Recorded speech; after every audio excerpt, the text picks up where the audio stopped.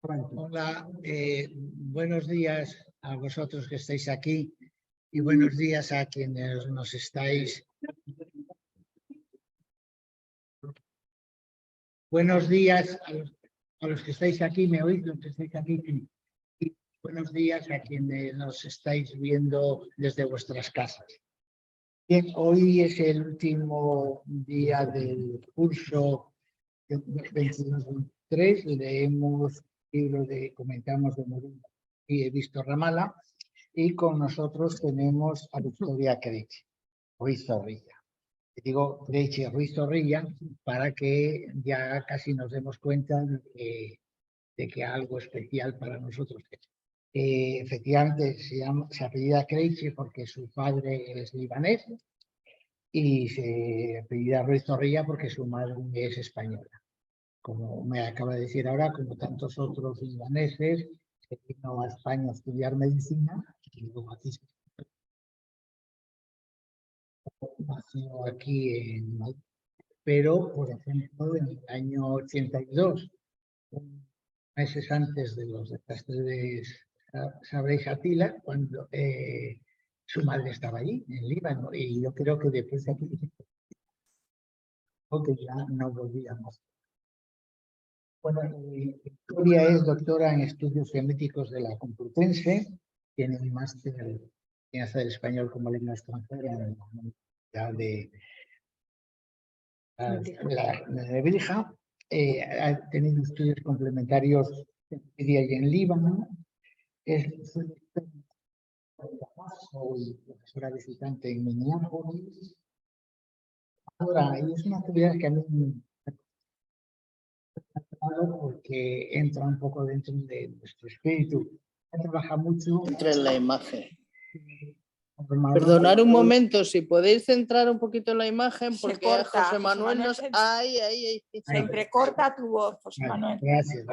Vale. Muchas gracias. Vale. Bueno, pues digo que trabaja como formadora de profesores de español que trabajan en el mundo de la emigración y de la exclusión. Es decir, que además de su actividad estrictamente profesional, tiene una actividad vocacional que, bueno, pues me parece encomiable para nosotros. Actualmente es profesora de lengua y literatura árabes en la Universidad de Complutense. Es especialista sobre todo en dos temas, en poesía árabe contemporánea y también en temas relacionados con la modernidad, etc. Y esta mañana entré en Google, Victoria Creiche, y vi algo que yo recomiendo que lo apuntéis y lo veáis, porque sobre todo la primera parte es una recapitulación histórica de aquellas charlas tan estupendas que nos dio Teresa Aramburu sobre la historia de Palestina, pero que, bueno, en este caso ella nos la resume, pero es muy interesante. Si entráis en Google Victoria Creiche, Creiche es K-H-R-I-T-H-E, Creiche, escrito Creiche, pero entre la K y la R hay una H. Bueno, pues habla en esa charla, que a mí me pareció interesantísima, nada menos que de marxismo e identidad en la comunidad palestina de Israel, a través de la poesía comprometida de la generación del 67. Este es uno de los poetas de la generación del 27, pero es interesantísimo. Ahora que cuando hablamos del mundo árabe, del mundo palestino, hablamos casi siempre de Islam, etcétera, pues hubo años y momentos donde uno hablaba de Palestina y hablabas de marxismo. La regresión de los tiempos se llama marxismo e identidad en la comunidad palestina de Israel a través de la poesía. Está en YouTube, y está, por eso yo hoy cuando la vi llegar ya supe quién era. Bueno, entonces ella nos va a hablar de lo que ella quiera en relación con el libro de Barghouti, de la literatura palestina, y como siempre, pues después todos nosotros ponemos... Sí.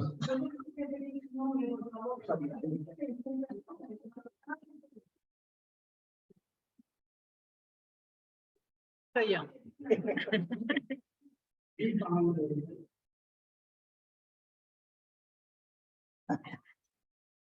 ¿Sí? Sí. Bueno, pues muchísimas gracias por invitarme a compartir esta mañana lluviosa con vosotros y vosotras. Yo estoy encantada de poder sumarme al presencial porque en un primer momento pues no lo tenía claro, así que bueno, estupendo poder estar aquí. Y bueno, la verdad es que a mí me propuso José Manuel hablar un poquito de literatura. ¿Me oís bien? ¿Sí? De literatura palestina, así en general. Y bueno, hablar de literatura palestina es sobre todo hablar de poesía, ¿vale? Hablar de literatura árabe en general es hablar de poesía porque es el género por excelencia. Ahora la narrativa empieza a cobrar peso, pero un poco, pues, es algo relativamente reciente, ¿no? Y Murid Barghouti es principalmente un poeta, ¿no? Es verdad que tuvo el premio Naguib Mahfouz, que es el que le catapulta un poco entre la comunidad internacional, pero él principalmente es conocido por su poesía, ¿no?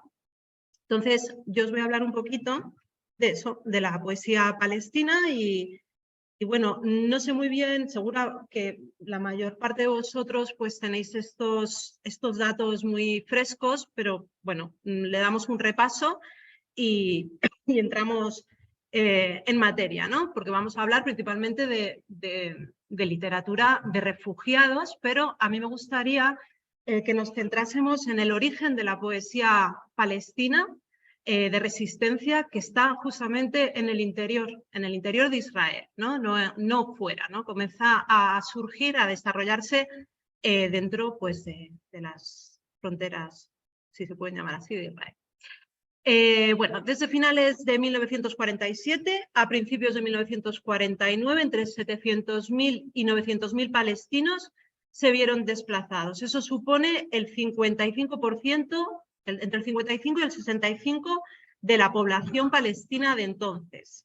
Más de la mitad abandonaron Palestina antes de la retirada de los británicos, el 14 de mayo de 1948, debido al Plan Dalet, que se puso en práctica, pues es una especie de limpieza étnica, que el propio Ilan Pappé así lo define, que se puso en práctica pues unos meses antes, porque lo que se intentaba, o sea, la idea era fundar un estado vacío de palestinos, ¿no? Entonces, también tenemos que tener en cuenta toda la gente que se fue durante los años anteriores, ya desde la rebelión palestina, que tiene entre el 36 y el 39. Estas fechas os las han comentado, ¿no?, en las sesiones anteriores, así que no merece la pena que yo me detenga. Lo único, si queréis, pues me paráis y ya está, ¿no? 150.000 habitantes palestinos ya habían abandonado el país o se habían visto desplazados dentro de sus fronteras entre el 22 y el 47. Y cuando la guerra del 48 comenzó, más del 85% de la población palestina, que es una burrada, ¿no?, que vivían en el espacio que pasó a formar parte del Estado de Israel, se vio también desplazada, bueno, del espacio, perdonad. Tras producirse la proclamación de Israel, estalla la primera guerra árabo-israelí, o guerra del 48.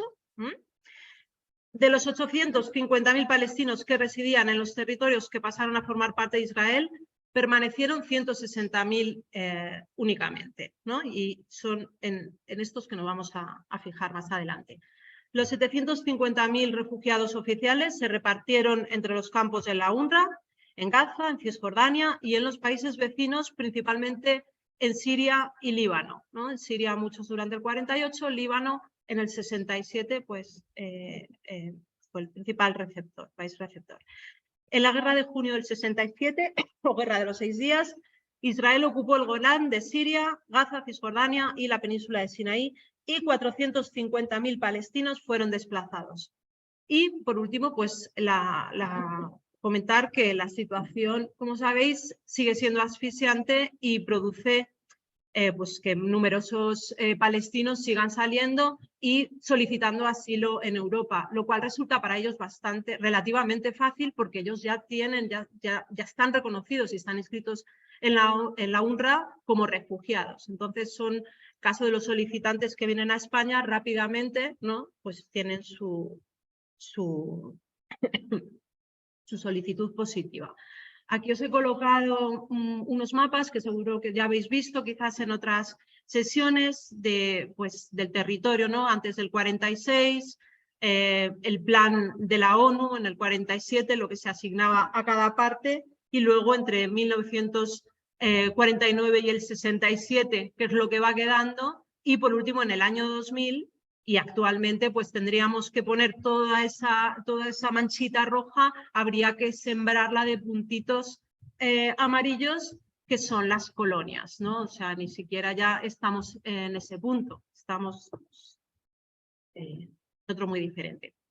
Pero a mí me gustaría que nos centrásemos ahora al principio en lo que son los ciudadanos árabes de Israel, que llaman los israelíes principalmente, para no decir que son palestinos, ¿no? Los palestinos del interior, que es como la historiografía árabe se ha referido a ellos, ¿no? Y ya cada vez más, ¿no?, se va adoptando este término de palestinos de Israel, o sea, los palestinos que quedaron dentro de Israel, aunque se hubiesen visto desplazados, ¿no?, que ni siquiera se quedasen en su aldea o en su ciudad original, pero que quedasen dentro, ¿no?, del territorio bajo dominio israelí.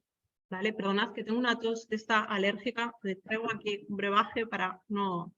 Bueno, entonces cuando se funda el Estado de Israel, lo primero que se hace es, basándose en las regulaciones de emergencia del mandato británico, se instaura un gobierno militar, ¿vale?, que tiene una etapa dura entre el 48 y el 57, y digamos que a partir del 57 se dan cuenta de que quizás la mano excesivamente dura pues puede ser contraproducente, y comienza a pues atenuarse esas políticas de expulsión. Durante la primera etapa no se contempla un Estado ni siquiera binacional, ¿no? Entonces se intenta seguir políticas de expulsión, de expropiación de tierras, a ver cuántos conseguimos sacar.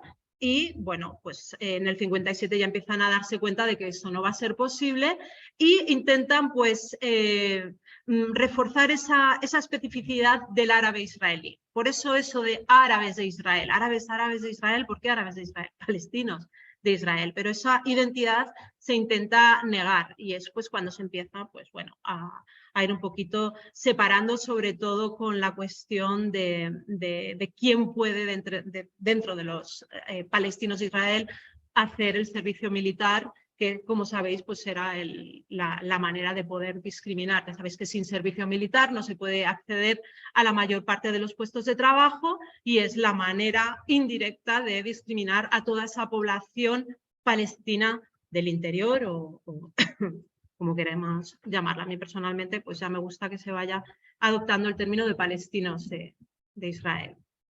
Bueno, ¿qué es lo que ocurre en esta etapa dura? Y durante los años anteriores, en realidad Palestina, pues los palestinos se enfrentan a un vacío de poder político y también intelectual. Imaginaos pues toda la fuga natural de cerebros que se produce durante esos años. Y la poca gente que queda con formación, aparte de que era una sociedad predominantemente rural, ¿no?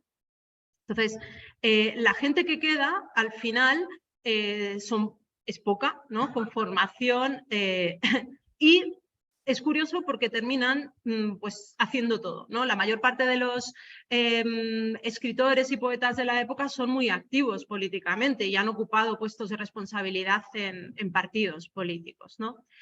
Bueno, muchos de ellos durante este tiempo además denuncian ese bloqueo cultural, ese empobrecimiento deliberado del sistema educativo árabe, porque lo primero que se hace al fundar Israel es separar los sistemas educativos. Hay uno para los judíos, hay otro para los árabes, y bueno, hay un empobrecimiento deliberado. La mayor parte de los palestinos no alcanzan siquiera la secundaria. Están aislados, no pueden comunicarse con otros intelectuales de manera legal, ¿no?, de las capitales árabes. Hay un control y una censura de las publicaciones duro, ¿no? Y aparte, y esto lo han denunciado numerosos autores, entre ellos Mahmoud Darwish, por ejemplo, hay una contaminación cultural. Se ofrece, por ejemplo, pues una serie de escritores, de poetas políticamente correctos o con un talante un poquito conciliador como pues los máximos exponentes de la literatura palestina, y se ignora totalmente pues la producción de aquellos que demuestran un sentimiento nacionalista palestino. En el ámbito político, voy a pasar rápido para meterme ya en literatura, ¿no? Pero es necesario hablar un poquito de esto. En el ámbito político, pues tenemos principalmente tres fuerzas en las que pueden participar los ciudadanos palestinos del interior. La principal es el Partido Comunista de Israel, por entonces Maki, que luego se escinde y termina siendo Rafah. El conjunto de propietarios notables y muhtares que colaboraban con los partidos sionistas, predominantemente el MAPAI, el MAPAM, que empezaba pues, a tener en sus listas también ciudadanos palestinos del interior o árabes del interior, y elementos del movimiento nacionalista panarabista tradicional, que era ilegal. Y asociados a estos partidos hay también ligas de poetas. Tenemos la Liga de Poetas, que se funda en 1952, que ahí estamos como muy al principio de todo y hay mucha mezcla dentro de la liga, y que luego se reformula en la Liga de Intelectuales y Poetas Árabes, ¿no? Que era digamos, el grupo más progresista, y luego la Liga del Cálamo, liderada por Michel Haddad y Salim Shashu, que es, pues bueno, esa corriente conciliadora.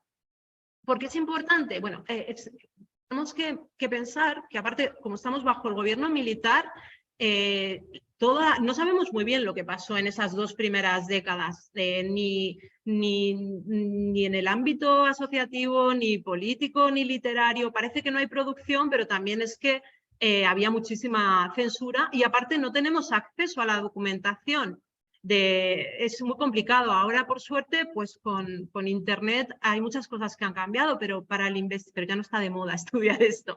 Entonces, para el investigador siempre ha resultado muy, muy complicado hacerse con los libros. Incluso hoy en día, si una obra de un autor palestino del interior es publicada dentro de Israel, no la podemos comprar en Líbano. Es así, te la tienen que mandar directamente. O sea, en los países árabes los árabes no pueden leer algunos poemarios, algunos libros de poemas escritos por poetas comprometidos del interior de Israel. Así de absurda es la situación. Bueno, todos estos, la Liga del Cálamo, la Liga perdón, de los poetas, actuaba básicamente en festivales políticos y literarios, y por esa época la poesía está pensada siempre para declamar, ¿no?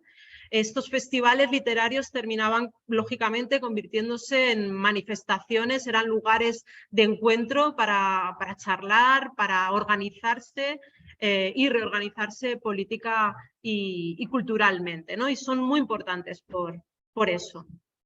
Y también pues, aparecen durante esta misma época una serie de revistas literarias asociadas a las diferentes fuerzas políticas en árabe, ¿vale? Todas las fuerzas sionistas, antisionistas, tenían su revista, ¿no? Literaria.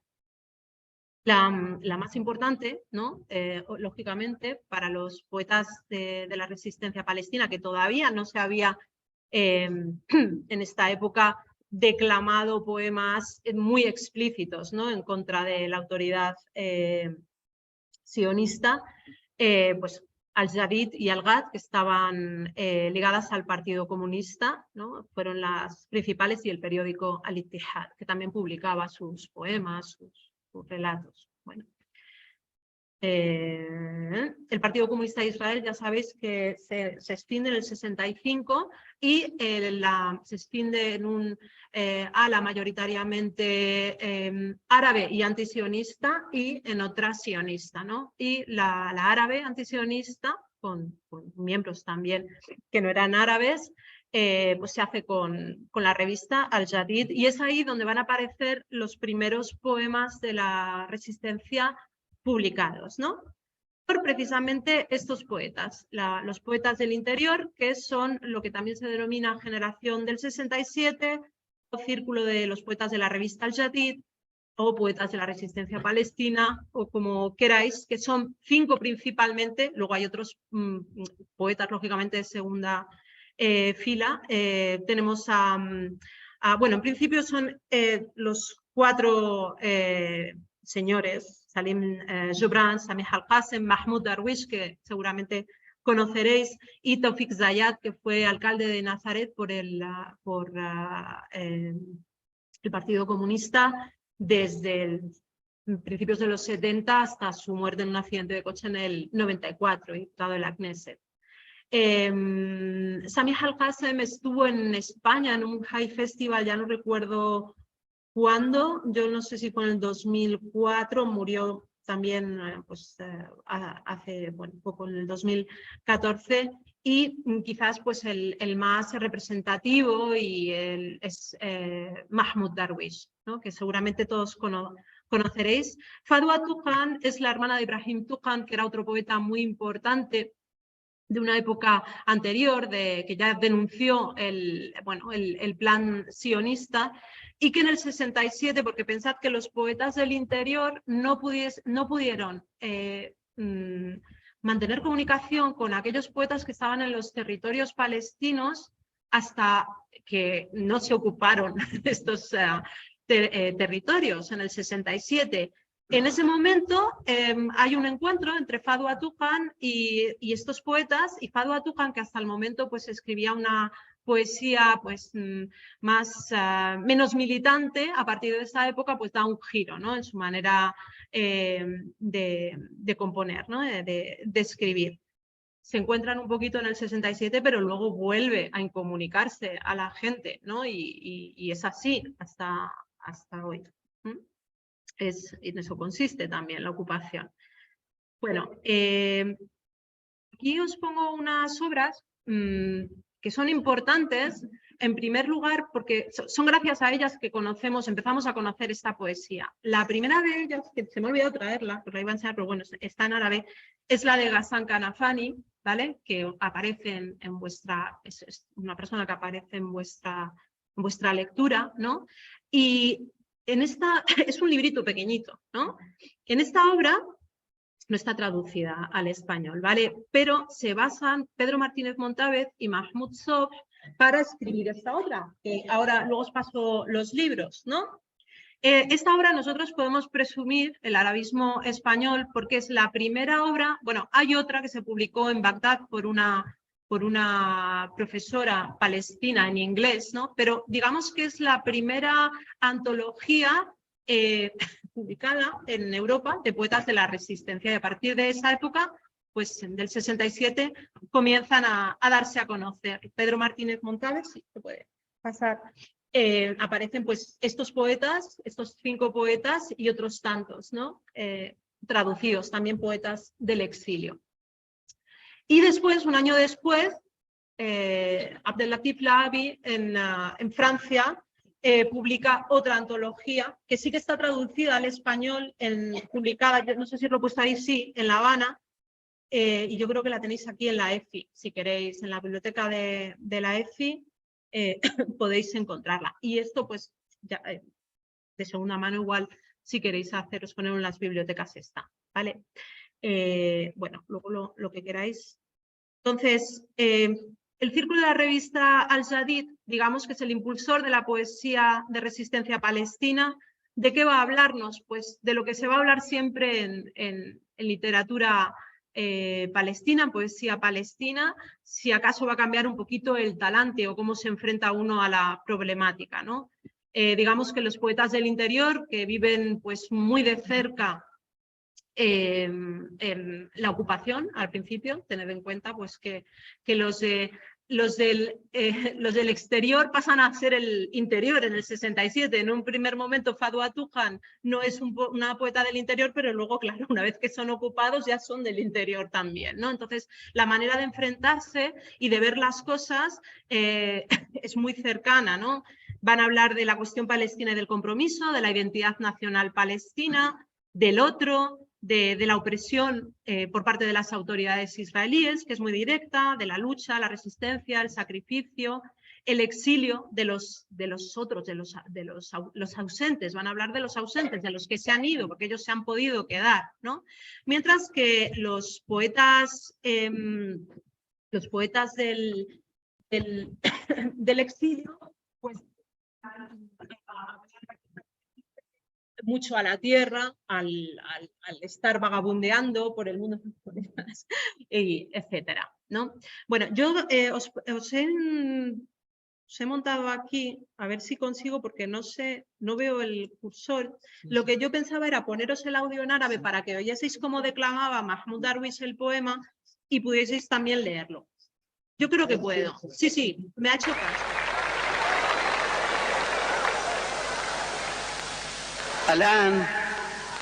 الآن فقط أستطيع أن أقول سجل أنا عربي.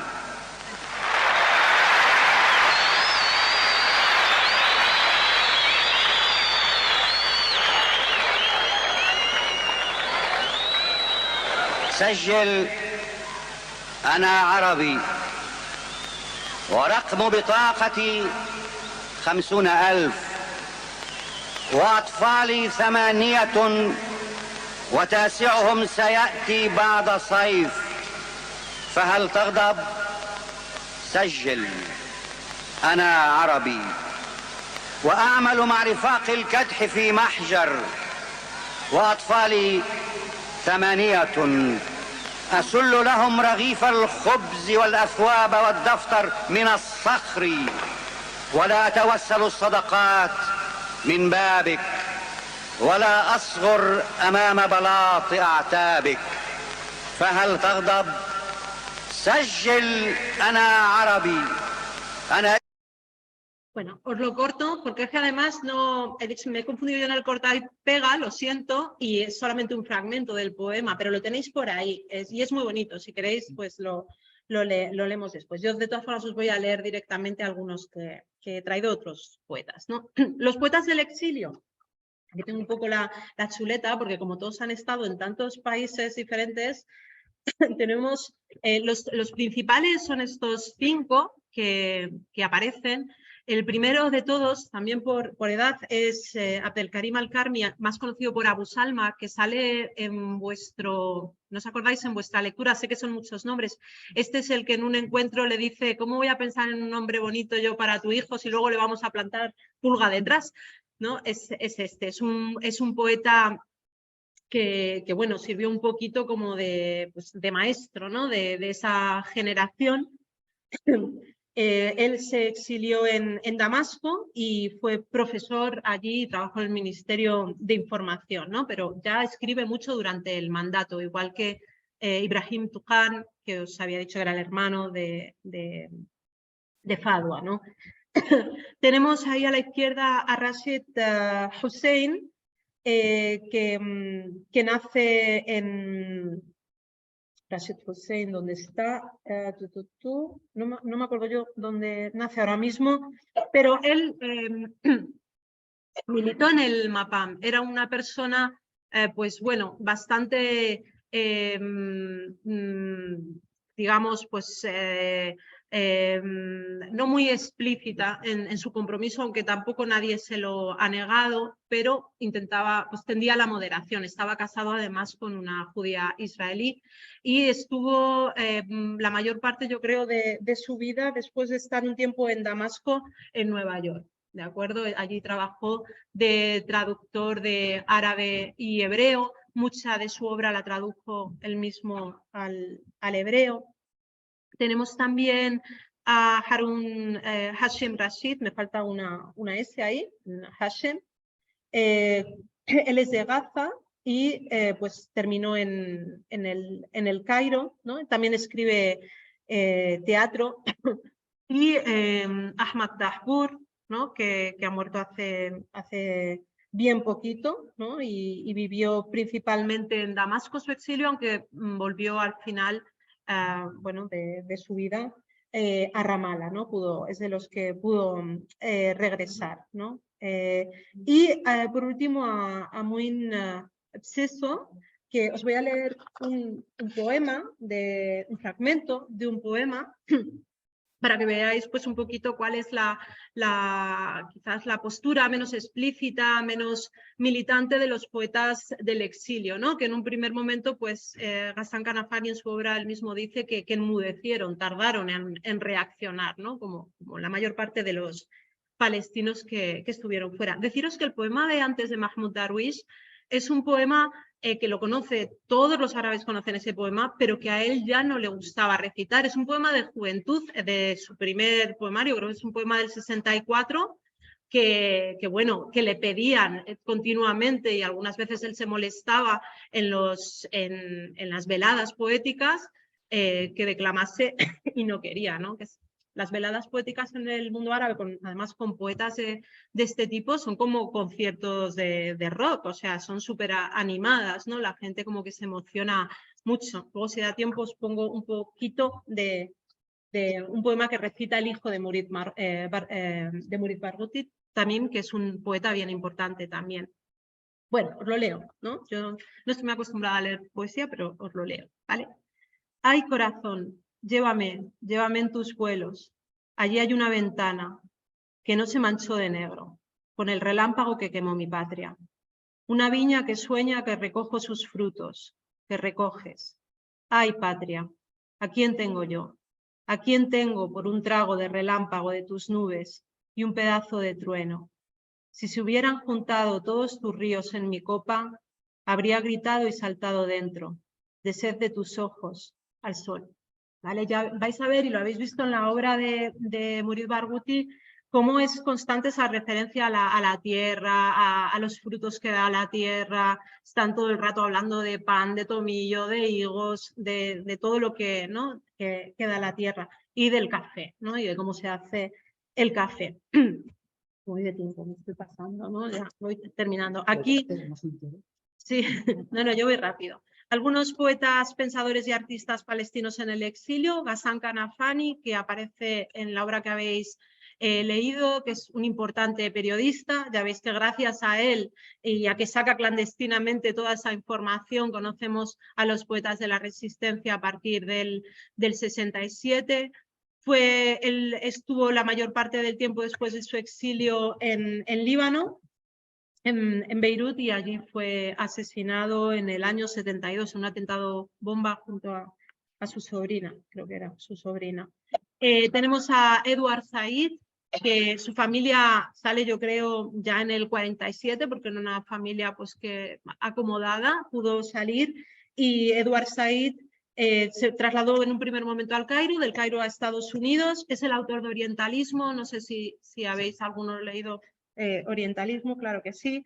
Se formó en Princeton, en Harvard, fue profesor de literatura inglesa en Columbia, y claro, es toda una referencia y bueno. Y por último, Naji Ali, que yo os he traído, que era muy amigo de Murid Barghouti, y os voy a pasar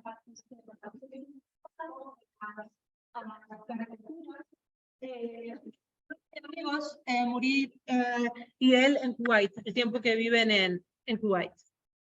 Sabéis que también fue asesinado en el 87 en Londres, y hasta hoy la familia piensa que quien mandó la orden en realidad fue Yasser Arafat. Ellos están en esas. Es verdad que tenía enemigos por todas partes, porque había sido siempre muy crítico, ¿no? con todas las partes. Aquí tenemos dos bueno, ya os voy. Sí, la queréis ver, perdón. Sí, ese personaje, Handala, que tenéis, ese niño de 10 años que siempre aparece dándole la espalda al espectador, él explica que es él, que es su alter ego, y que crecerá el día que vuelva a Palestina, ¿no? Handala es a ver si lo digo bien, el Handal es la coloquíntida, la tuera ¿no? Y aparece la tuera, esa hierba que si la machacas es amarga, eso que se dice en Andalucía que te den tuera, y pues en la poesía preislámica aparece todo el rato, ¿no? Es un recurso como de amargura, ¿no? Para expresar amargura y desdicha, ¿no? Y entonces el nombre del niño es de la misma raíz. Sí, sí, es verdad, es verdad. ¿No? Es muy respetado, muy reconocido.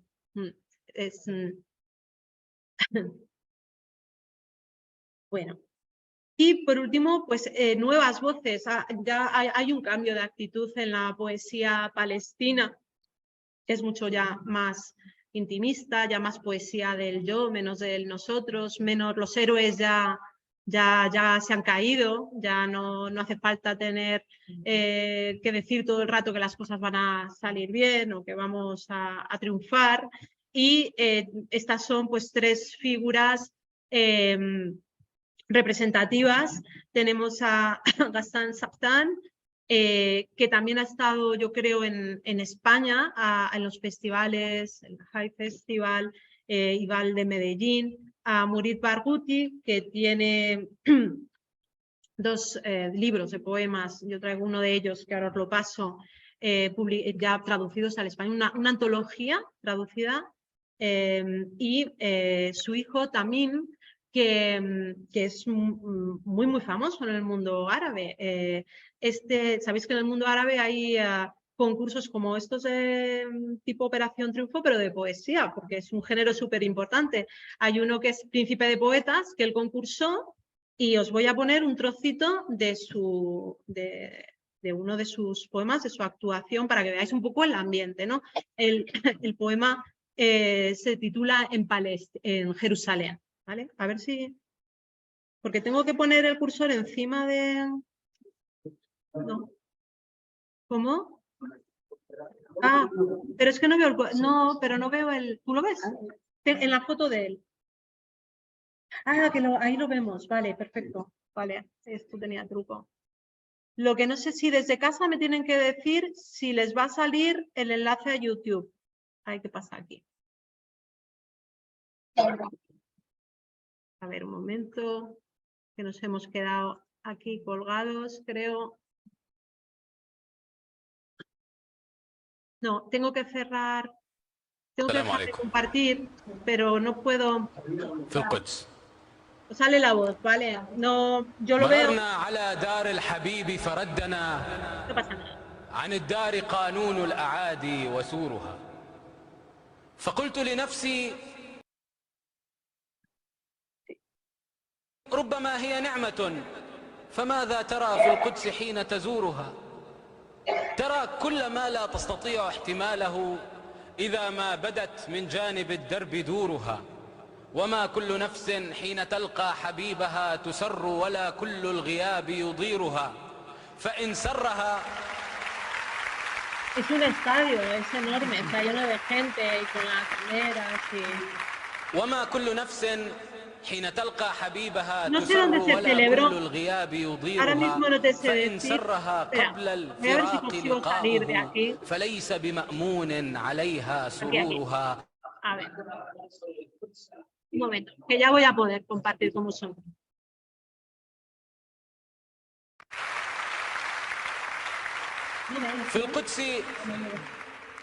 في القدس بائع خضرة من جورجيا برم بزوجته يفكر في قضاء إجازة أو في طلاء البلد. Yo os lo mando, si no, es que es algo con la... Sí, yo os mando la presentación. Vale. Ya está, yo os mando el PowerPoint y ya está. Y nada más. Y lo único, pues os quería poner una diapositiva final en la que aparece Murid con su familia, porque yo tuve la suerte de conocerlo un poquito en el High Festival y no me acordaba del que tenía yo. Esto y además está firmado. Os voy a leer un fragmento de un poema y luego os lo paso para que le echéis un ojo. Tiene una firma muy bonita, ya lo veis ahí. Y era una familia encantadora, o sea, son todos súper simpáticos. Tanto, bueno, su mujer y él ya han fallecido, los los dos. Y os voy a leer un fragmento. ¿Lo leo? ¿Me da tiempo? ¿Sí? Bueno, a ver dónde fue. Por ahí. Vale. Los más capaces entre los domadores no cerrarán las fauces de esta noche, ni devolverán la ola excarcelada a los candados de los guardias. Busco enseguida refugio en aquella casa, la de la cúpula señorial y los arcos compasivos, la de las mantas gordas y las fotos de los abuelos, de bordes deteriorados pese a la severidad de sus bigotes, incrustadas en las paredes como una parte más del edificio. Mi abuelo, con la ilusión de que el mundo va bien, carga su pipa de campesino por última vez, antes de la llegada de los cascos y las excavadoras. En los dientes de la excavadora va prendida la túnica de mi abuelo.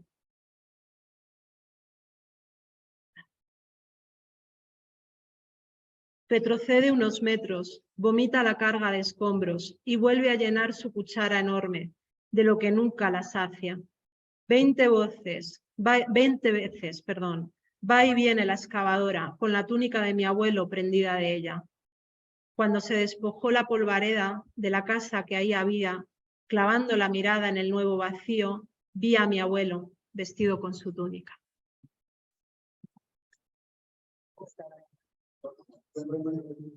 Sí, porque además el traductor me dijo, este poema es muy bonito.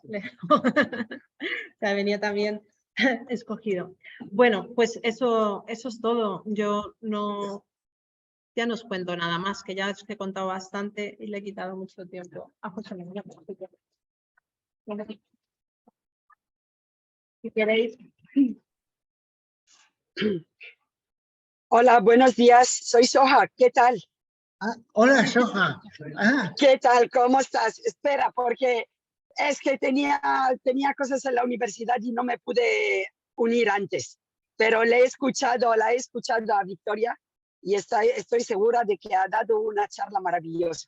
Así que escucharé el resto del programa, vamos, de la charla. es una buena discípula tuya, querida, una muy buena discípula. Hombre, es que Victoria es más, es como mi hija casi. Qué bien. Y además ahora somos colegas, o sea que muy bien, muy bien. Gracias. Pues os dejo seguir adelante. ¿Recordáis a Soja que nos hizo la presentación tan entusiasta? Bueno, muchísimas gracias. Bueno, yo os tengo que decir que es una suerte lo que hemos tenido este año, ¿eh? La verdad es que además lo necesitábamos más porque sabíamos muy poco o casi nada y bueno, pues hemos tenido 4 o 5 personas que ha sido un placer escuchar porque además nos han descubierto muchísimas cosas. Y hay algo, fijaos, que en todas las personas que han hablado, algunas con raíces de estos países, pero otras como Teresa Aranguren, es española por todos los costados, el entusiasmo a la vez conjugando militancia y sabiduría, es decir, porque todo lo que nos han dicho hasta ahora le sale muy de dentro, pero todo tiene su fundamentación. Y además, claro, en el caso era de Victoria, porque nos ha hablado de algo que, bueno, pues, prácticamente era, o para mí, casi desconocido más allá de 1 o 2 poetas. Y bueno, pues yo te doy muchísimas las gracias y además, bueno, pues es un complemento estupendo. Y además, hoy que es el último día de estas 2 orillas del Mediterráneo, pues qué bien haberlo acabado. Bueno, pues ahora yo complemento un poco sobre la novela que hemos leído. Casi lo primero que me gustaría referirme, no sé si leísteis uno de los artículos que os envié, que era una casi transcripción de un pequeño artículo de Muriel Barghouti que se llamaba Soy palestino, pero ¿de dónde soy? Es un texto que, si no lo habéis leído, tenéis que leerlo porque es fundamental para entender esta novela bueno, esa novela se entiende por sí misma, pero si leéis ese poema, él cuenta cómo él es palestino, pero nunca a dónde va, pues no se le reconoce, porque Palestina no se reconoce. Y además ese poema entronca muy bien con una de las claves que yo creo que es la novela esta. La novela es, por un lado, es la historia familiar y por otro lado es la historia política. Con referencia a la Cueva del Sol, hay una diferencia casi cronológica. Si recordáis, en la Cueva del Sol se habla mucho de la Palestina a partir del año 48. Es el año, habla sobre todo del 48 al 67. Después hace referencias, pero el núcleo está en el 48. Sin embargo, aquí el núcleo está en el 67. Bueno, las páginas finales del 67 son páginas muy emotivas cuando dice desde el desastre de 1967, en la página 233, no he podido volver a ver el número 67 sin pensar en la derrota. Lo veo inmerso en el mundo del teléfono familiar y hace una relación como una especie de numeración caótica en prosa, pero que tiene un significado poético muy importante. Me parece esa página, pero después de esa enumeración, habla un poco de lo que supone políticamente el 67 y dice: estoy acomplejado por la derrota del 67, lo está mi generación, seguimos pagando sus facturas, no hay ningún acontecimiento en nuestra historia contemporánea que no esté vinculada al 67. Bueno, y ahí sí que me sorprende un poquitín cómo él casi ha olvidado el 48. En esta novela, al menos, aunque hay algunas referencias al 48, pero aquí cuando dice todo nuestro presente está vinculado al 67, a mí me ha sorprendido un poco, pero bueno. Digo que conjuga la historia familiar y la historia política. Hay unas frases preciosas. En la página 66, por ejemplo, al final dice: ¿qué es la política? Y dice: la política es el trasunto familiar de la familia sentada a la mesa para desayunar. ¿Quién está presente en la mesa y quién ausente? Y si se ausentó, ¿por qué lo hizo? ¿Quién echa de menos a quién cuando el café se sirve en las tazas? ¿Tú tienes dinero como yo para pagarte el desayuno? ¿Dónde están aquellos hijos tuyos que han abandonado para siempre sus sillas de aquí? ¿A quién echas de menos esta mañana? Etcétera, etcétera. Y acaba estas interrogaciones retóricas. ¿Cómo pudieron reunir los vendedores de flores todos sus millones y construirse sus edificios lujosos, sino gracias a las toneladas de ramos que madres y hermanas depositan en tumbas siempre húmedas por la llovizna, el rocío y las lágrimas? Es decir, esta mezcla natural de lo personal y lo político a mí me parece uno de los grandes aciertos de la novela. Es una novela sobre Palestina. Hay una frase también en la página 241, que a mí me dejó, dice: de la misma manera que nosotros, los que vamos a los entierros, nos hemos acostumbrado a llevarlos con el mismo estruendo hacia su patria metafórica, Palestina, y hacia su patria real, la tumba. Palestina es la patria metafórica y la tumba es la patria real. Y hay un momento de ironía en el capítulo que titula Reagrupamiento. El reagrupamiento es cuando, podríamos entenderlo, cuando todas las familias consiguen. Y fijaros que en el reagrupamiento, ¿dónde se hace ese reagrupamiento? Ese reagrupamiento se hace, desgraciadamente, en las muertes, en las tumbas. Fijaos, página 226. Allí en el suburbio londinense ha muerto alguien. En la página 227. allí en el vacío de aquel pozo abandonado en los bosques de la frontera de Hungría, ha muerto el otro. Allí en las escalerías del avión de Middle East, en el aeropuerto de Beirut, cayó muerto Abu Darwish. En la página, pero antes había también otros dos muertos en la página 89. Dice, él va a visitar, en ese viaje que él hace, visita a las madres de los muertos, de sus amigos muertos. Dice, va a ver a la madre de uno de los muertos, dice, habíamos rezado ya la hora de la Fatiha cuando pasamos al lado de la lápida de cementerio levantada donde cayera su sangre. Él arrojó una piedra y ellos le arrojaron sus balas. Lo dejaron allí tirado para llanto y grito de todo el pueblo. Luego se fueron. Luay, al igual que Adli, no había cumplido ni mucho menos los 18 años. ¿Y quién era Adli? Dice, cuando en la Intifada hay una escuela y los israelíes quieren entrar en esa escuela y dice, la Intifada, es la página 88, la Intifada estaba en su apogeo y los soldados israelíes atacaban la escuela para disolver la manifestación. Adli resistía con los brazos de par en par para cerrar la verja a los soldados.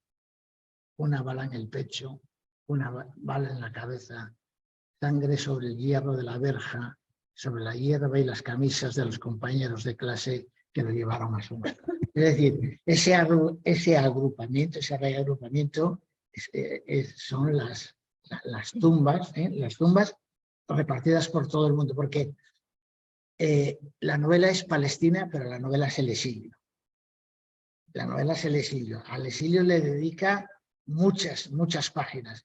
Fijaos, y yo que he leído muchos libros sobre el exilio español del 39, un exilio muy importante, de cientos de miles de españoles también, muchos de ellos de intelectuales, etcétera. Yo casi no recuerdo, cuando estaba leyendo, quería recordar novelas donde se plasme el dolor, la frustración del exilio español, y no lo he encontrado. Yo creo que el exilio palestino frente al exilio republicano, el exilio republicano, por un lado, siempre tuvieron la esperanza de volver. Es decir, cuando los nazis se acabaran, pues volverían. Después, el exilio, cuando fue que no, se acostumbraron relativamente bien, sobre todo en Latinoamérica, que es donde me han escrito, y yo no noto el dolor de la tierra perdida en el exilio español con la intensidad que lo siento aquí. No digo que no lo sintieran, pero en los libros que yo he leído, hombre, hay algunos poemas, hay un poema de Juan Rejano muy fuerte sobre eso, el mismo de algunos de Rafael Alberti, pero yo con la intensidad de todo este libro, yo no lo he leído. Sin embargo, sí que hay una curiosa coincidencia.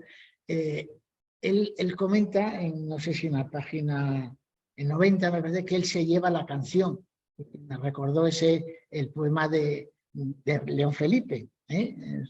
Franco, tú te quedas la pistola, pero yo me quedo la canción. Es curioso cómo los dos exilios tan distintos reivindican la canción como la canción, pues que la que da la verdad, etc. Hay también una crítica política. Él insiste mucho, y es verdad, y en otro de los textos que yo os he dado dice que si un poema es malo, literariamente es malo también políticamente. Hay unas frases muy interesantes en un artículo que me parece que es de las Tres Culturas de Sevilla, en el que hay una reflexión muy interesante, donde hay la antología de Barghouti, pues él insiste en que la militancia no puede permitirnos el hacer un mal poema literario. Es decir, si el poema es mal literario, hacemos mala mala defensa también de la causa política. Entonces, él no quiere hacer un libro estrictamente político. Yo creo que este es un libro literario, pero tiene un componente político. Y este componente político es bastante distinto de La Cueva del Sol. En La Cueva del Sol, sobre todo, claro, insiste mucho en la desorganización, en la incapacidad de los palestinos de los años 40 en hacer frente a aquella realidad. Él aquí, claro, él va a Ramallah, no olvidemos, o sea, Ramallah, todos lo sabemos, pero recordémoslo, es la capital del Estado, bueno, la capital, la capital de donde está la Autoridad Nacional Palestina. Y ella nos ha enseñado un dibujo de alguien palestino que fue asesinado en el exilio y no precisamente por, bueno, pero no se sabe, por lo menos se piensa que no ha sido por los servicios secretos israelíes. Tenemos, aunque ella no lo ha dicho, pero tenemos que acordarnos, porque aquí se insiste mucho en Ramallah en dos tiempos. La Ramallah del 68, que está ocupada por el Estado de Israel, es decir, Israel se apropia de esos terrenos, de esos territorios, e impone allí su poder político, administrativo, militar, sobre todo militar, pero administrativo y todo. Son territorios ocupados donde dice esto es zona A, zona B, y según sea zona A, zona B, impongo con más dureza o no, pero son territorios ocupados. Pero después de los acuerdos de Oslo, Israel se retira teóricamente de lo que quieren llamar Cisjordania, y no sé, ya no sé dónde lo he leído, que no es lo mismo hablar de Cisjordania que Palestina ocupada, ¿entendéis? Porque si decimos Cisjordania, pues no es lo mismo, ¿no? Pero yo por eso no me gusta decir Cisjordania. En esos territorios ocupados hay una autonomía administrativa de la autoridad palestina, tanto en la franja como en el resto de los territorios ocupados, pero que se van tiñendo, por un lado, de asentamientos. Aquí se habla muchas veces, incluso como dicen, en este pueblo ya, pero esa zona de esos árboles, etcétera, ya no, ya han construido asentamientos. Entonces, él se queja, y en el prólogo de Said se manifiesta en los palestinos, bueno, tú sabes muchísimo más, no todos aceptaron pacíficamente los acuerdos de Oslo, que dio lugar a una cierta estabilidad o una cierta corrupción, y él en algún momento dado, más de un momento, tira su dardo y dice, tú y esta escuela sí la llevarás un poco mejor que Arafat, la OLP, etc. O sea, él está, y hay una crítica de las autoridades cuando van en esos grandes coches y esas cosas. O sea, él es de los que piensan que los acuerdos de Oslo supusieron una rendición por parte de los palestinos, y sobre todo al final es curioso porque nunca lo había tratado, cuando comenta el discurso de Isaac Rabin cuando se firman los acuerdos, y cómo encima Isaac Rabin está para defender, digamos, a los suyos, porque claro, Isaac Rabin le va a costar la vida, el haber firmado esos acuerdos, ¿verdad? Lo van a asesinar porque muchos de los judíos no lo querían, y él, Isaac Rabin, para poder defender de esos acuerdos, no hace más que quejarse de hay que ver lo que hemos sufrido, todos nosotros tenemos unos muertos y tal, qué sacrificio estamos haciendo, etcétera, esos que no nos quieren. Y claro, y él dice, bueno, se revela, y hay una cosa literariamente muy interesante, que es cuando habla de la segunda parte, o de la segunda vez. Es decir, como si Ponen unos ejemplos que son clarividentes. En la página 243. Tergiversando las verdades, cambiando el orden, describiéndonos como los primeros en ejercer la violencia en Oriente Medio, diciendo lo que dice con elocuencia y de forma creíble y digna de ser aceptado. Sigo recordando cada una de las palabras de Rabin y dice, nosotros soldados que volvíamos de la guerra con las manos ensangrentadas, vimos cómo mataban ante nosotros a nuestros hermanos y amigos, tuvimos que asistir a los funerales, etc. Eso es lo que dice Rabin para justificar ante los judíos por qué. Y dice Barghouti, qué fácil resulta soterrar la verdad con un simple ardid retórico. Empieza a hablar a partir de en segundo lugar.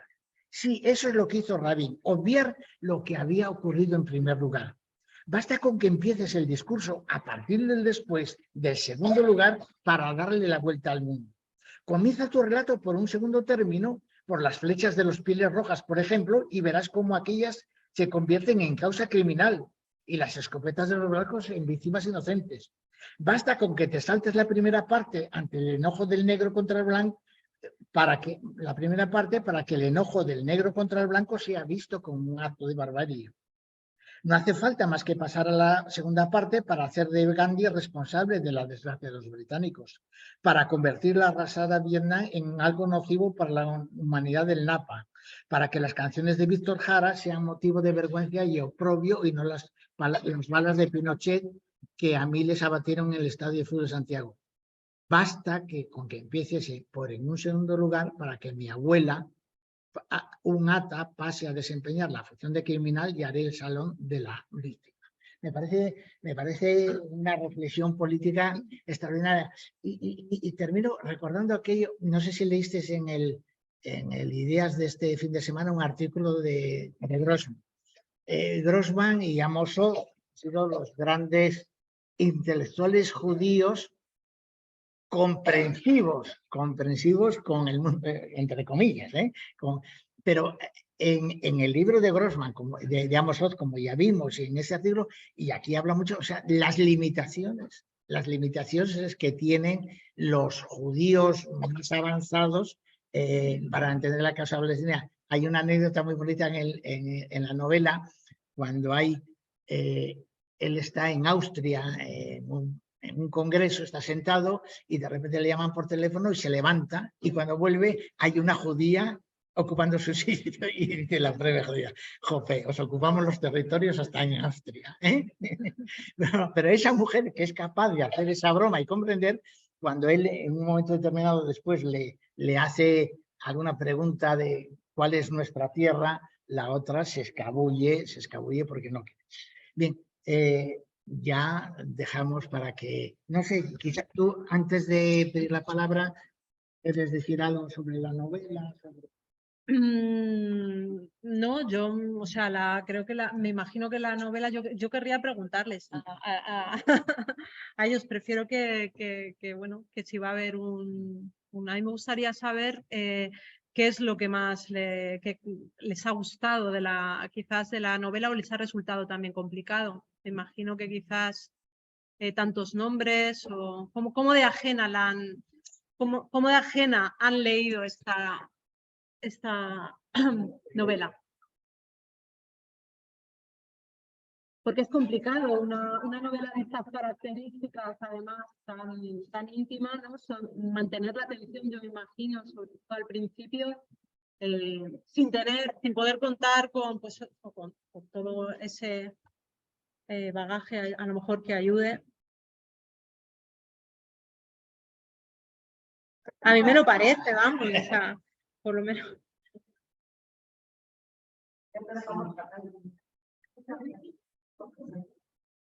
Bueno, no, pero no os distraigáis. No le ha gustado, por ejemplo. No ha habido... A todo el mundo le ha gustado. Bueno, Concha, ya que has dicho y mucho, venga. Concha y luego Cristel.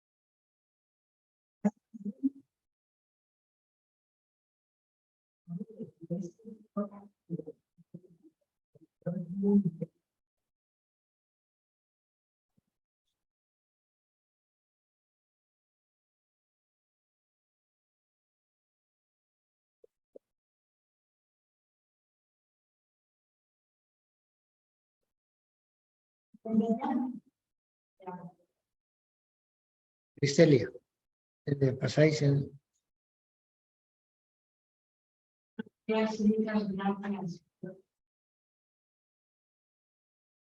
Generosos, información, porque han sido las dos últimas novelas para mí las más difíciles por su cuestión de nombres, de circunstancias tan condenadas y tan poco terreno. Pero yo hay que enseñarme un campo de ceremonia que acabas de leer y me gustaría, si puede ser, comentar una frase, aunque esta novela se publica en el 2002, pues me ha parecido de ahora, que en el 2023, en un mundo en el que estamos en espejos y celebraciones, nadie presta atención a nuestros hermosos mártires. Es una novela de paz, pero siendo de paz está llena de optimismo de sus mártires, de sus mártires. Pero esta frase, en el mundo que vivimos, si la pudierais explicar con nuestras clases de ahora, de nuestros poderes mediáticos, de las redes sociales, en fin, ¿por qué está colapsado este tema? Seguimos atrapados después de 70 o 80 años y esperando y con este principio claro y micromusical. Si pudieras buscar. Bueno, yo creo que hoy, ¿no? Ya no digo en el momento en el que se ha publicado la novela, hoy podemos decir que las primaveras árabes pues han enterrado lo que es el problema en Palestina, porque de repente hemos tenido que hablar de muchos países árabes de mucho cambio en toda la cuenca mediterránea y eso ha afectado directamente al tema palestino. Palestina desde los 80 pues comienza a dejar de ser tan querida la causa con los atentados terroristas, pero volvemos a lo de siempre. Incluso si hay terrorismo porque hay ocupación. No hay ocupación porque hay terrorismo. Entonces el discurso siempre ha sido es que tenemos que ocupar, es que no sé qué, porque hay terrorismo. No, pero hay terrorismo porque hay ocupación y eso es lo que acaba... no es el discurso que se ha intentado trasladar a partir de los años 80. Está claro que muchos de estos movimientos han sido fomentados por el propio Israel, que le venía muy bien también, pues poco a poco, restar autoridad a Yasser Arafat y bueno, pues está todo bien orquestado y pensado. No, Israel no quiere una solución, porque una solución acaba con Israel. No es viable una solución de dos estados, ¿no? porque uno de ellos es totalmente dependiente económicamente, todos los recursos, o sea, pero Israel tampoco quiere una democracia real.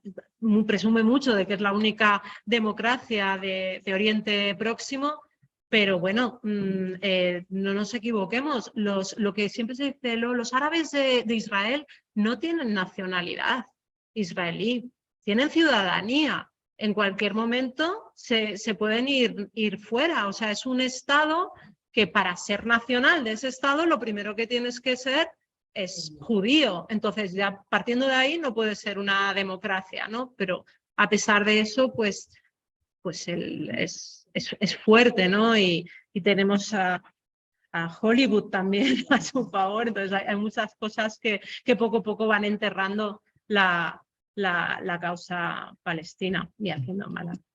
Yo creo que es todo eso, pero también más. Primero, la mala conciencia de Europa después del Holocausto, que favoreció eso. Pero en segundo lugar, el poder del lobby judío en el mundo.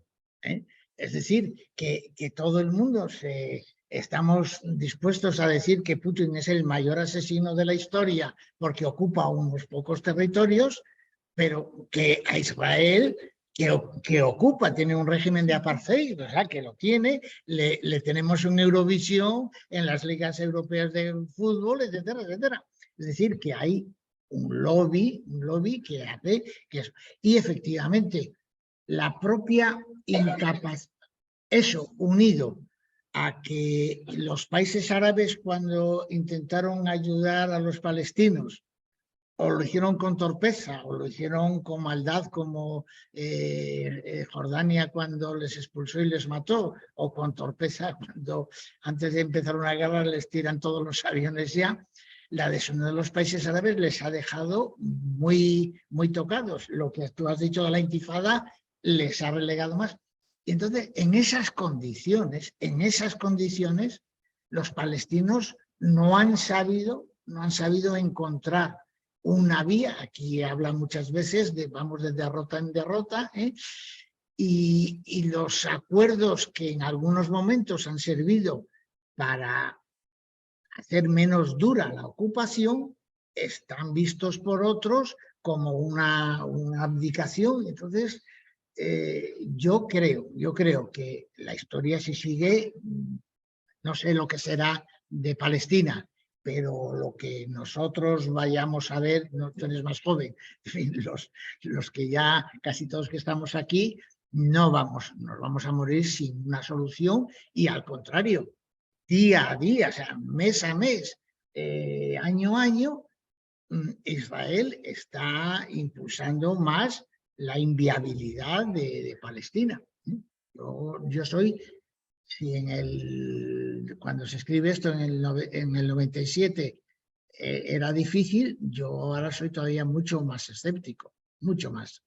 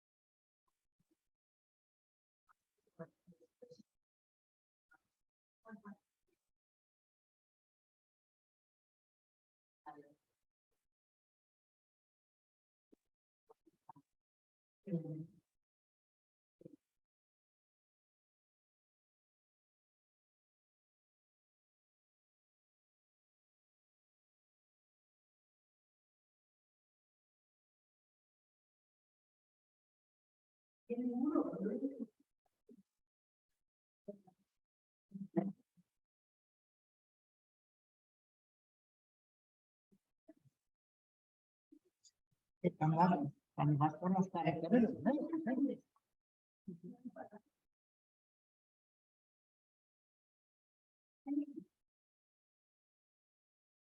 Hay muchas que están totalmente aisladas. Aisladas totalmente.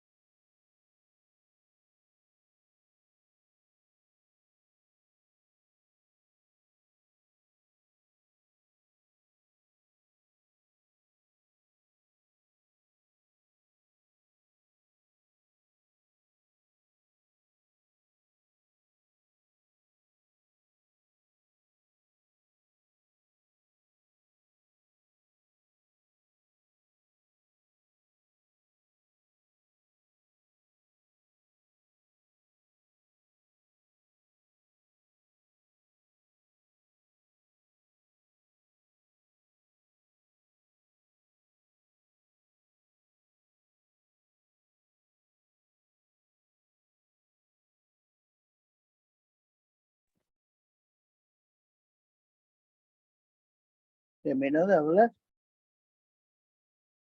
¿Dónde vamos a ir? No. Yo creo que has Que tocado no, que tu no, casa. que no he tocado nada. Termino de hablar la que estaba hablando. Que no la es. Pues volvemos a entrar. Pone modo de... Un momentito, un momentito. Ahora. Perdón. Ahora. Es que se desconectó solo, perdona.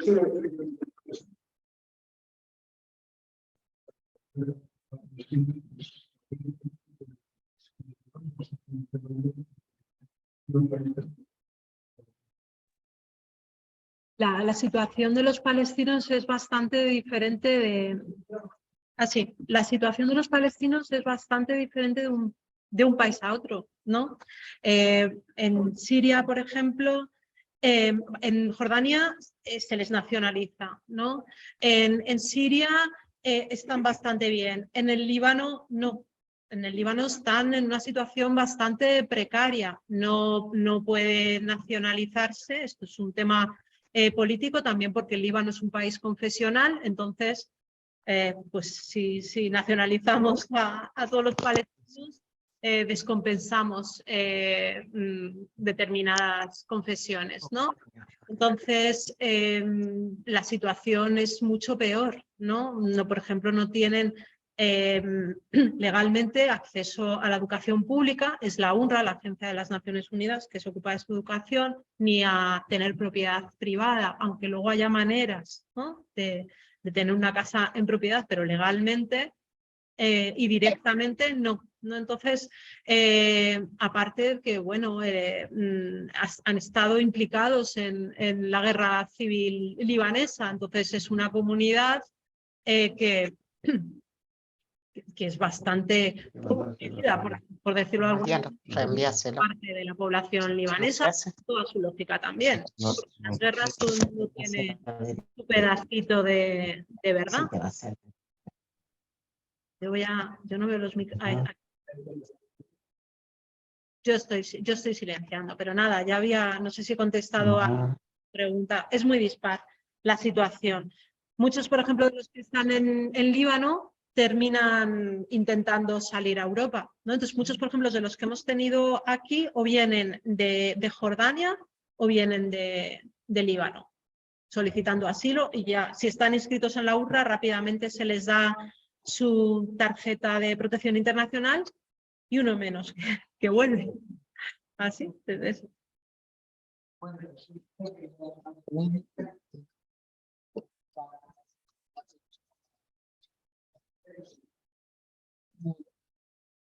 Reitero las gracias a Victoria, porque, bueno, como conclusión de este curso, yo creo que ha sido muy interesante el que yo al menos he aprendido de una zona cercana a nosotros muchas cosas que desconocía. Lo que más la sensación al final que yo tengo es que, por un lado, Occidente los usa a su interés, por otro lado, no dejo de estar de acuerdo cuando Curie en aquella novela de La Cueva del Sol hacía esa crítica a los europeos con buena voluntad, que nos acercamos allí, pero en el fondo después nos vamos y decimos, bueno, menos mal que me he ido, y bueno, allá ellos. Y yo creo que o ellos salen por sus propias salidas, o nosotros aquí en Occidente, como máximo, podemos llevar una camiseta de Gaza que compré en un festival que hubo hace 15 días en la Riviera, en favor de Palestina, leer estos libros, pero una sensación de frustración y de dificultad. Gracias, Victoria. Di si quieres. Sí, yo creo que decir algo optimista también, ¿no? Para poner. Yo creo que a pesar de todo, lo cierto es que antes os hablaba del bloqueo cultural. Las nuevas tecnologías están abriendo un mundo, ¿no? Para investigadores, para para el movimiento asociativo palestino, para que la gente se organice. Y lo cierto es que todavía pues ahí la gente joven está muy comprometida. ¿Qué es lo que puede, yo creo, primero tiene que salir desde dentro de la sociedad israelí, que también hay gente crítica, hay que decirlo, también hay gente que ha tenido que hacer su proceso de autocrítica muy duro y rechazar el sionismo como ideología. Hay poquitos y la mayoría se tienen que ir fuera cuando les pasa. Y bueno, y todas esas nuevas generaciones que puedan elegir una vía pacifista, que es la que realmente molesta tanto a Israel. Por eso el boicot, por ejemplo, el movimiento BDS está molestando tanto, porque es una vía pacífica, ¿no? de protesta para poner de relieve que es un apartheid y que hay que eliminarlo, que eso no puede ser. Pero bueno, es una carrera de fondo. A ver, no sé, yo tampoco creo que lo haya llegado a ver. Pero... Vosotros, por ejemplo, en la facultad, tenéis algunos españoles o departamento, ¿quiénes estudian Árabe? En las carreras en las que hay árabe, pues tenemos primero mucha segunda generación marroquí, tenemos también muchos españoles, tenemos, y eso es un gusto, yo he tenido alguna alumna mía que ha sido refugiada, que ha sido alumna mía de español en algún centro de acogida, que luego se engancha, Palestina en concreto, y ha seguido, también hay muchos refugiados sirios que vienen, ¿no? Que vienen a estudiar las carreras o de lenguas modernas o de estudios semíticos en nuestra facultad. En la Autónoma, por ejemplo, hay un movimiento, o sea, tienen una asociación de estudiantes autónomos por Palestina que es muy activa, ¿no? Haciendo cosas. Nosotros en la Complutense, desgraciadamente, no tenemos todavía el tiempo y bueno, se hacen cosas. ¿Cómo, cuando tú hablas con algunos alumnos que son refugiados o tu propia experiencia, bueno, de española, pero sí hija y que conoces familias libanesas en España, en general, ¿cómo te parece que en el mundo en el que tú te mueves, los españoles os acogemos, os tratamos? ¿Qué sensaciones tú hablas de que se acerca a vosotros? ¿Cómo ves España? A ver, yo no soy de Madrid, soy de Salamanca y me he criado en Zamora, entonces, y donde no había ninguna, casi apenas comunidad árabe, y la que era blanquita, médicos, así que yo, la verdad es que yo creo que al final se resume a eso, es un problema ya no de racismo, sino de clase, ¿no? Entonces, yo no he sufrido directamente, más que quizás algún comentario te lo puedes llevar, ¿no? Pero no he sufrido quizás, pues eso, la discriminación directa que pueden haber sufrido y sufren algunas de mis alumnas, pues que a lo mejor pues lleven velo o que se les note que no son españolas de origen, ¿no? Que sean españolas con todas las de la ley. Pero yo creo que en cuanto a Palestina, la simpatía de lo que es la población, vamos a ver, las cosas van cambiando, pero creo que en general, y esto siempre le ha molestado a Israel bastante, los españoles en general han sido bastante pro-palestinos, ¿no? E incluso en prensa nos permitíamos cosas, en prensa, en televisión, que en Francia no podían, ¿no? Porque tenían ese lobby israelí de la comunicación también que tiene tanto peso en Francia. Yo he podido en Francia pues estar con gente de la Asociación de France Palestine y tenían que tener un cuidado para hablar y decir las cosas que por aquí podemos decir todavía son mucho más directas de lo que se puede decir en otros países de Europa, también por su implicación. Vamos, por ejemplo, a Alemania, ¿no? Se tiene que estar, ¿no? Siempre callada, pero bueno, o sea, no, poco a poco. Nada, muchas gracias, le damos un fortísimo aplauso.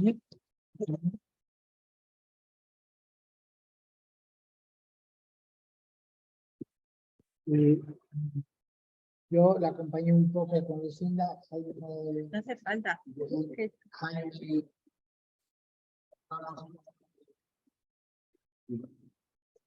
Dejo de grabar. Y es aquí.